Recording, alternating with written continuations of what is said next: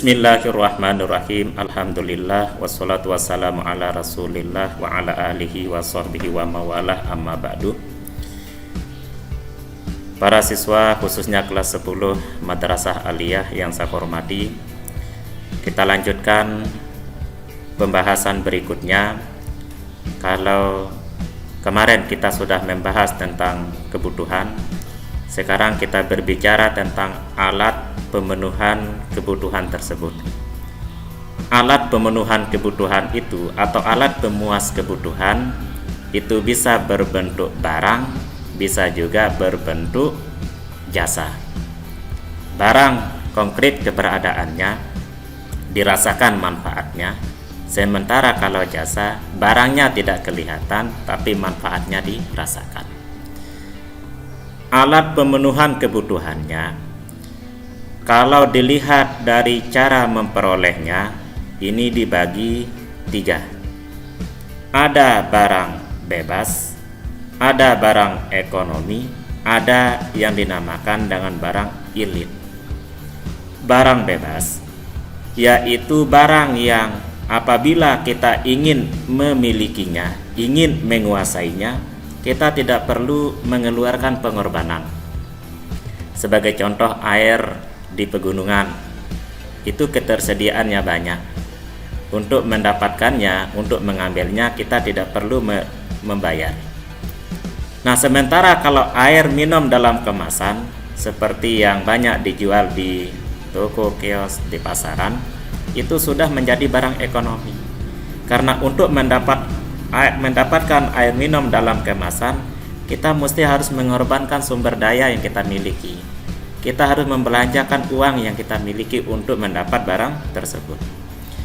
Nah, sedangkan barang ilit ini barang yang apabila ketersediaannya sangat banyak malah mendatangkan kerugian. Kalau ketersediaannya sedikit itu mendatangkan manfaat, tapi kalau melimpah banyak itu malah mendatangkan kerugian. Contohnya seperti air. Air sedikit itu bermanfaat untuk minum, untuk cuci, untuk mandi. Apabila air itu datang dalam jumlah yang banyak, kita tidak mampu menghalau air itu, jadilah air itu seperti air banjir. Nah, jumlahnya banyak tapi mendatangkan kerusakan. Api sedikit itu bermanfaat, dipakai memasak. Tapi kalau kebanyakan, nah ini bisa memudaratkan, jadilah kebakaran. Berikutnya dari sisi kegunaan. Dari sisi kegunaan, alat pemenuhan kebutuhan itu dibagi 2. Ada namanya barang produksi, ada dinamakan dengan barang konsumsi. Barang produksi, barang yang digunakan untuk memproduksi barang berikutnya, seperti mesin jahit, ini untuk memproduksi kain pakaian. Sedangkan kalau barang konsumsi itu barang yang sudah jadi, makanan, pakaian yang sudah jadi, itu contoh dari barang konsumsi. Berikutnya, barang apabila dilihat hubungannya dengan barang lain, ini dibagi 2. Ada barang yang sifatnya saling menggantikan, itu dinamakan dengan barang substitusi. Seperti tomat dengan asam. Tomat ketika harganya mahal, maka banyak konsumen beralih menggunakan asam. Malah ada yang menggunakan kedondong dan lain sebagainya. Sedangkan kalau barang komplementer, ini keberadaannya saling melengkapi. Seperti sepatu dengan kaos, jarum dengan benang, kopi dengan gula. Ini contoh barang komplementer. Berikutnya, barang dilihat dari sisi pendapatan.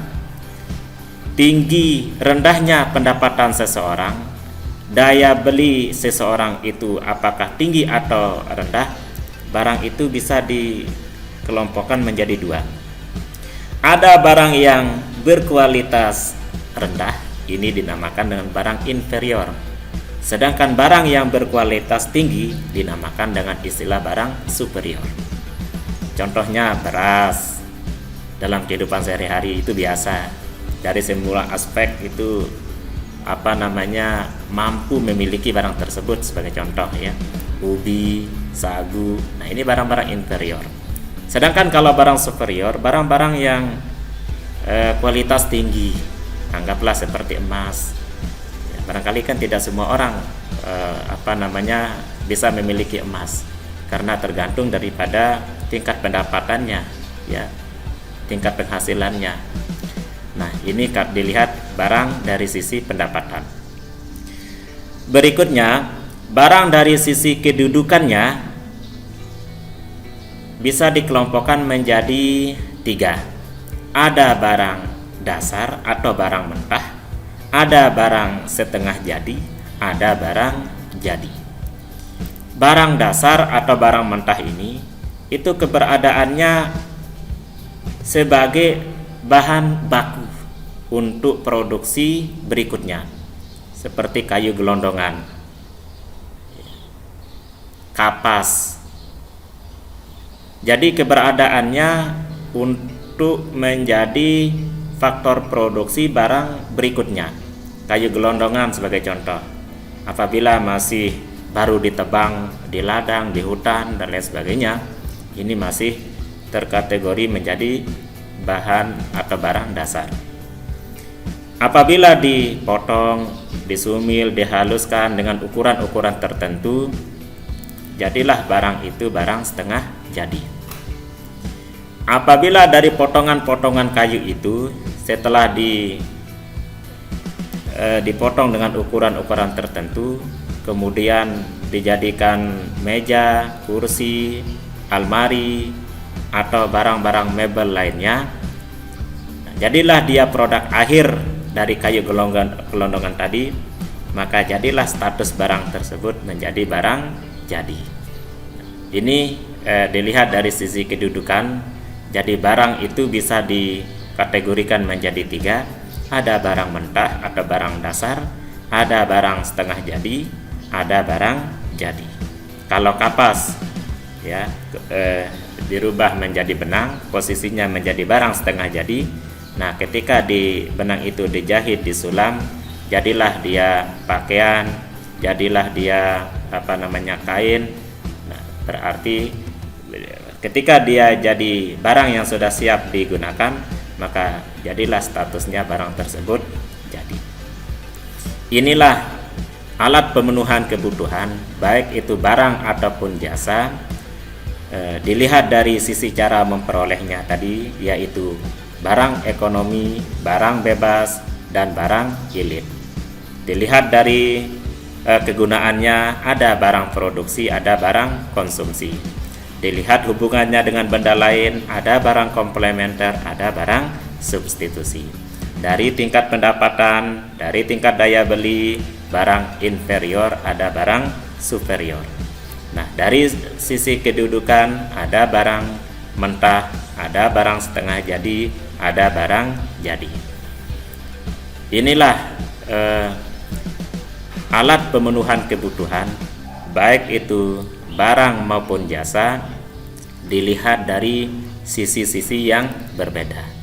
Ketersediaan alat pemenuhan kebutuhan ini itu bersifat terbatas, ya, apabila dibandingkan dengan tingkat kebutuhan. Karena berapapun banyak barang dan jasa ini tersedia, jadi tetap dirasakan belum mampu untuk memenuhi semua kebutuhan ini. Jadi tingkat kuantitas dari alat pemenuhan kebutuhan ini selalu berada di bawah tingkat kebutuhan. Oleh karena itu, inilah yang mengakibatkan terjadinya kelangkaan atau scarcity. Inilah hubungan antara kebutuhan dengan alat pemenuhan kebutuhan.